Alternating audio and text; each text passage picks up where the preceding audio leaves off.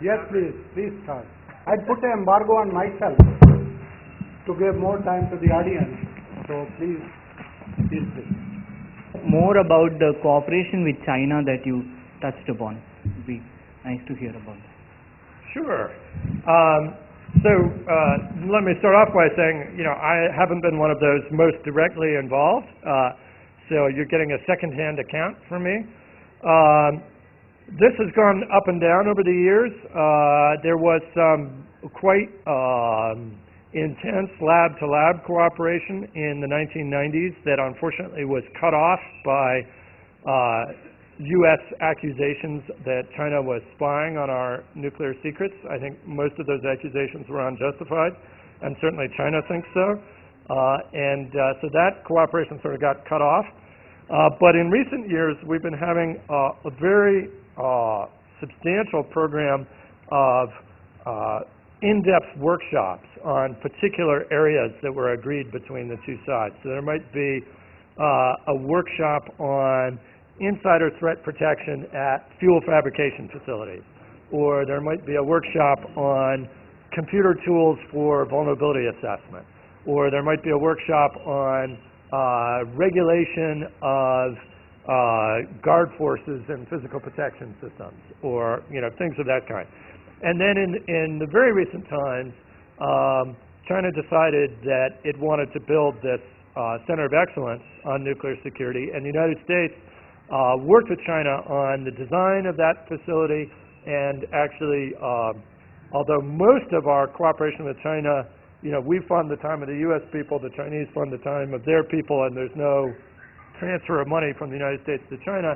For the Center of Excellence, the United States did spend some money buying some extra equipment for that center. That center's now up and running, and it's actually a very impressive facility, absolutely world-class. They have a bunch of stuff there that we don't have at the Department of Energy's training center in Albuquerque, including a really extensive what's called a shoot house, where you can train guard forces with live ammunition and stuff like that.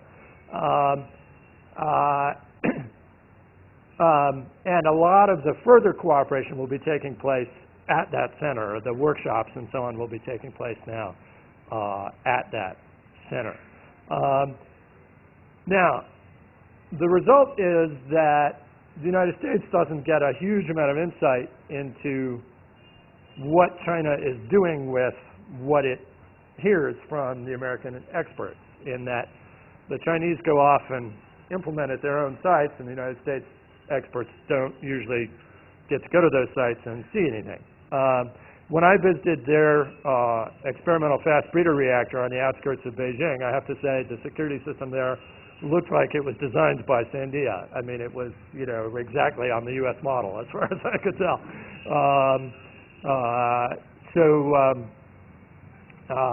It seemed, at that visit anyway, as though there was, I will tell you a security culture story from that visit. So they have this very elaborate man-trap you're supposed to go through, that the employees are supposed to go through, where you have to, swipe your card and type in your passcode and so on. And then next to that, there's a door, and for a bunch of foreigners with backpacks on, they just opened the door, let us go through, et cetera, including after we'd been in the material area when we were going back out again. And I thought, that's not very good practice. Yeah, sorry to go on so long in response to that question. And then you. Professor, I just want to, could you just explain your visits and the Russian issues that you spoke about? Having been a former superpower, Soviet Union, with enormous amount of nuclear capability, was there a problem in their nuclear security and procedures? And that actually looks quite surprising to me, so I want to know that. In short, yes. What happened was they had a sensible security system based on a world that no longer existed. It was based in Soviet times on a closed society with closed borders everyone under close surveillance by the KGB and nuclear workers who got the best of everything Soviet society had to offer. And it was coping with an open society with open borders, a much weakened KGB, and nuclear workers who weren't getting paid for 6 months at a time. And they literally had gaping holes in fences, no detector at all to set off an alarm if somebody's carrying plutonium off in their briefcase. I mean, I can tell you just story after story that would, raise the hairs on the back of your neck about how bad things were in the early 1990s. And that's really when I got involved in nuclear security stuff a quarter century ago, is working with the Russians. And it was a major wrenching psychological change for the Russian security managers. Because if you think about it, in Soviet times, what was the security designed for? They weren't expecting to have, a terrorist team arrive at a nuclear facility in the middle of the Soviet Union. It's a controlled society. That's not going to happen, right? And they weren't really that worried about insiders because everybody was watched by the KGB. You couldn't meet with a foreigner to sell something if you stole it without being watched by the KGB. You couldn't leave the country to carry it with you without being watched by the KGB. So what was the security for? It was to keep American spies out. So convincing them, having Americans going in and looking at all the aspects of their security was part of the answer and not part of the problem was difficult. But ultimately, Americans went to almost all of the buildings where there's nuclear material in Russia and most of the nuclear weapons storage facilities in Russia. It's actually an amazing story. Stig Hecker actually has just published a terrific book on the lab-to-lab parts of that cooperation that I highly recommend. It's called Doomed to Cooperate.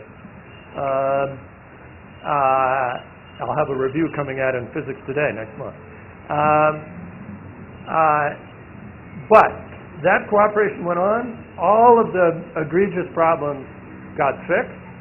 I'm happy to report.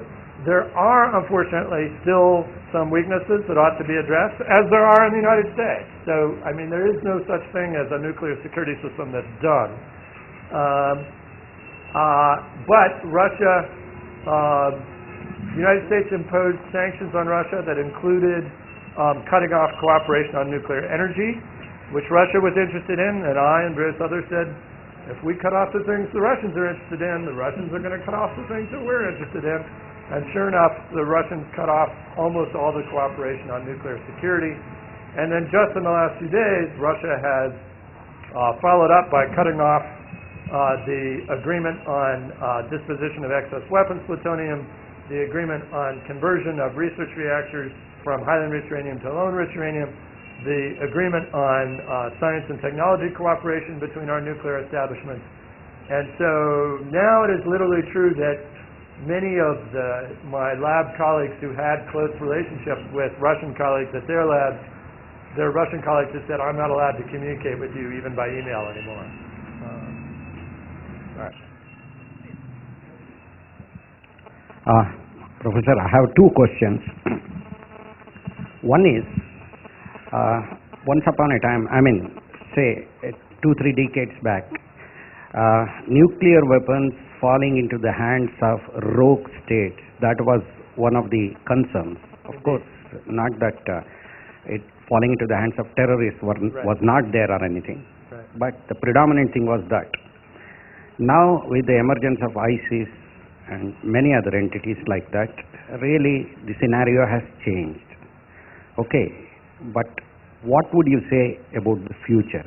What other scenarios, as far as the threat to nuclear installations or even, let us say, weapons falling into the wrong hands, what kind of situations are being imagined today by the security people? Because we can imagine about, it is not easy to imagine about the future. But anyway, one has to be ready. That is my first question. Right. My second question is, considering the ubiquitous nature of the computers, in the running of the nuclear power plants, in their safety aspects, cyber security becomes very important, in fact. Yes. Don't you think maximum emphasis should be given to that? And in this regard, what is being done today in the United States? Thank you very much.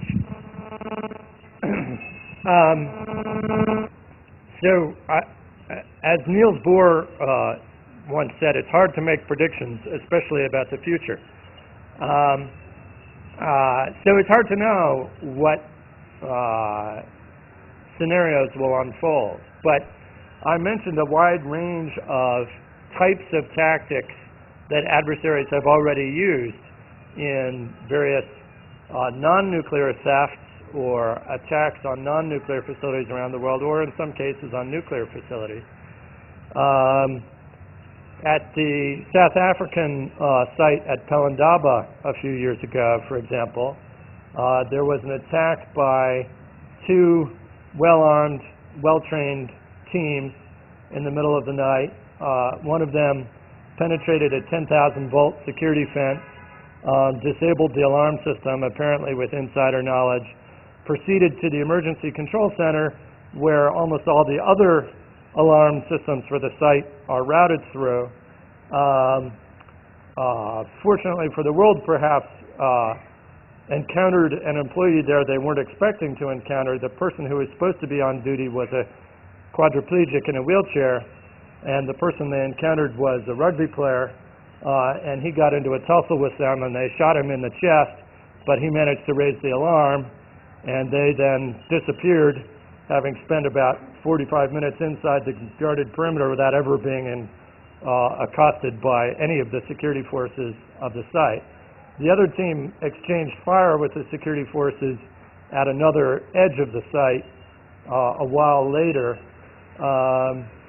and it's never really been explained, what that was about. But so attack by two well-armed, well-trained teams with insider help is one realistic scenario that security managers need to be concerned about. It's already happened. Another piece of evidence of the insider help, when they got to the security control center, the emergency control center, there are fire trucks there, and to remove the ladder from the fire truck, which they did, it was in the dark, you have to reach through the ladder and around and press a little button on the side.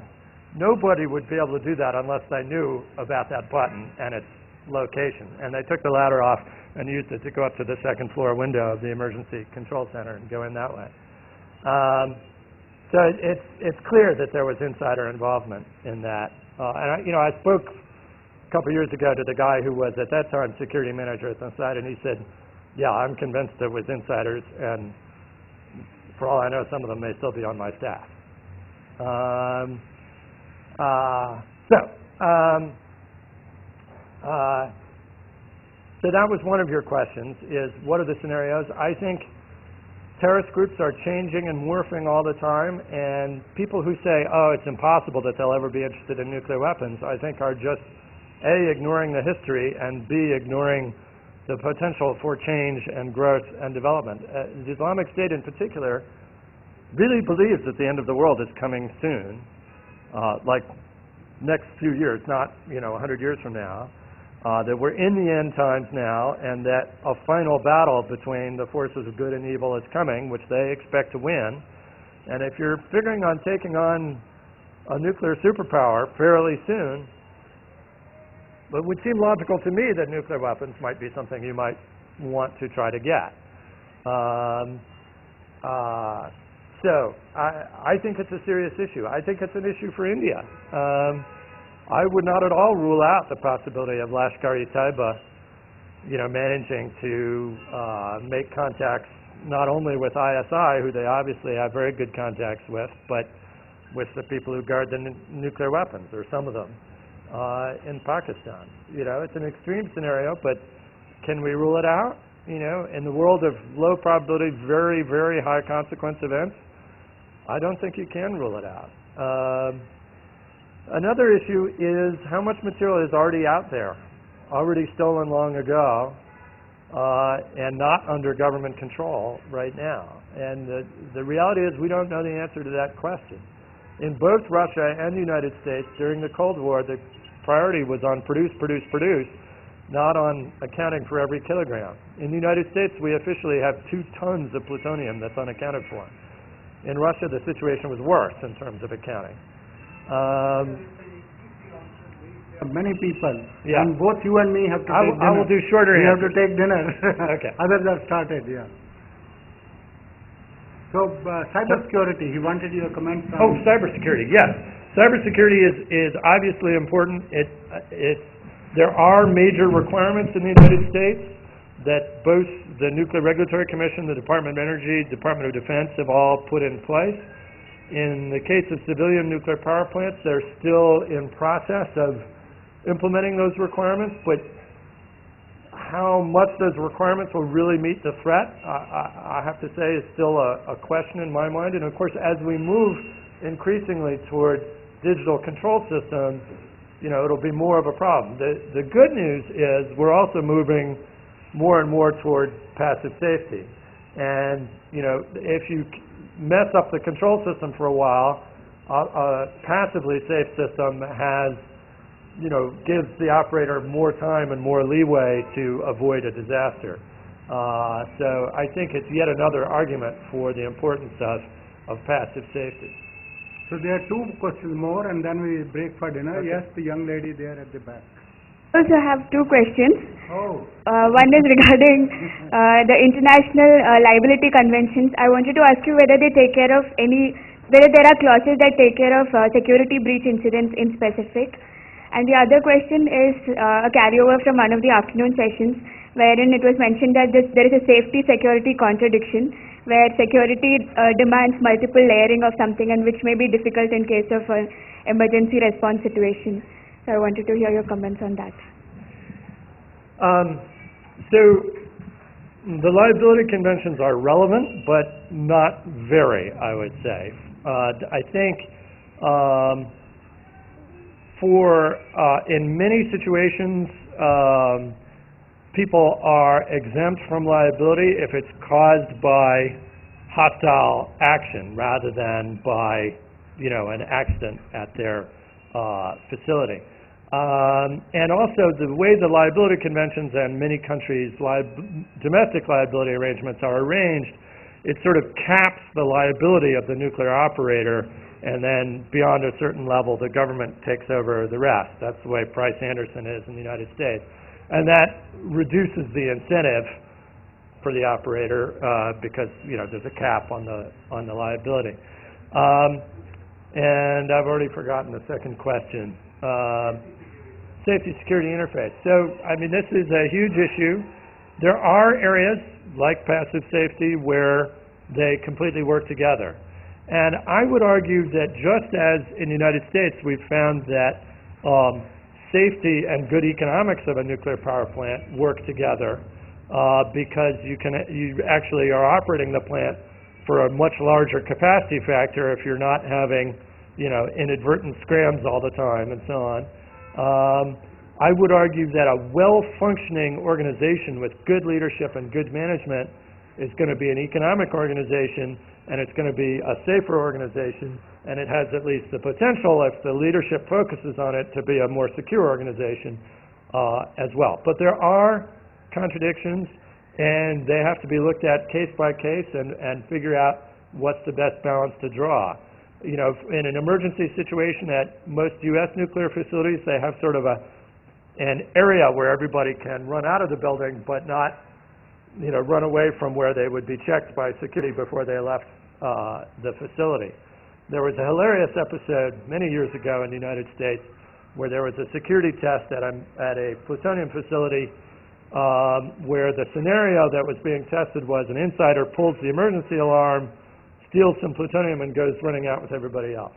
And the insider succeeded in the test, and so the guard force was considered to have failed.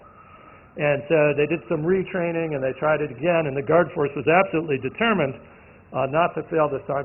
And of course, in these tests, they don't use real guns. They use sort of laser tag rifles. And so the guard force simply gunned down everybody coming out of the building in the second run of the test.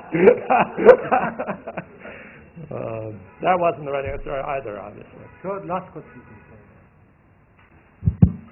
My question is with regard to North Korea. Though the bossman from the outside world appears to be very strong, because of large-scale purging, there is lot of dissidence there. So the input is that as of now, the boss does not listen to China even. Is the international community thinking of something to tackle this situation, because it's a great risk to the South Korea and other neighboring countries? Well, if you've got a good idea, I'd be glad to hear it. So basically, the United States' view is that because China provides almost all of North Korea's energy and various other things essential to North Korea, China should lean on the North Koreans, and that would bring the North Koreans around. China's view is that they will absolutely want to avoid collapse or instability in North Korea, and so they're unwilling to do that, and their view is that the real problem is the United States, which North Korea fears, and that's what's driving North Korea's nuclear weapons program, and therefore the United States should solve the problem by making concessions to North Korea, and then the North Koreans will be nice to everyone. I think neither of these theories works very well, and unfortunately the United States and China now have very poor relations on a variety of other topics, including the deployment of U.S. missile defenses in South Korea, which is in part a response to the North Korean threat. Well, it's almost entirely a response to the North Korean threat that China objects to because they think it's targeted at them. And I think it's going to be quite difficult to figure out what to do. North Korea is not particularly, except for China, is not particularly susceptible to sanctions. There isn't really a plausible military option. And there is the concern, as you mentioned in your remark about dissidents, that, if North Korea were to collapse, there are many who would say, oh, that's a great thing, North Korea's not around anymore, but then we'd have a loose nukes problem again. Who knows where the nuclear weapons would be if the North Korean government was ceasing to function. And I think both China and the United States would be trying to lock them down, and then both of them would be sending troops into the country to try to do that, and I can imagine all sorts of terrible things happening in that scenario. So I think there's a lot of dangers there. It'll be top priority for the next U.S. president, whoever that ends up being, on the nuclear agenda. Thank you very much. It is 8 o'clock. This is a time to thank Professor Matthew Bunn. I think you have been a wonderful speaker. Well, thank you. And